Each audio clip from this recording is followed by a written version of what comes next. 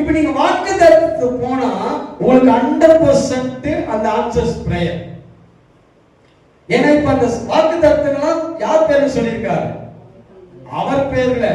அவர் பேர்ல சத்தியம் பண்ணியிருக்கிறார். அதனால அதுக்கு ஃபெயில் ஆக சான்ஸ் கிடையாது. அது மாறவே மாறாது. ஏன்னா அவர் தாம் பேர் ஆணிட்டு இருக்கிறார். பொய் உரியாத தேவன். God can change. God can change? No. God never change. நான் கர்த்தர், நான் அவர் வார்த்தையும் மாறாது. வானம் பூமி ஒழிந்து போனாலும் கர்த்தருடைய வார்த்தை ஒழியாது.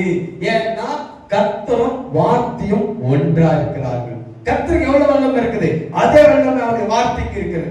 இப்போ இந்த ஜனங்கள் ஆசீர்வதிக்கிறதுக்கு காரணமே அவர் பிதாக்களுக்கு சொன்னார். ஆபிரகாம், ஈசாக், யாக்கோபுக்கு சொன்னபடி ஆசீர்வதித்தார். அவ்வளவுதான். அப்போ எதன்படி அவர் சொல்வாரு? According to the promise. இப்போ உங்களுடைய பிராமிஸ் எது?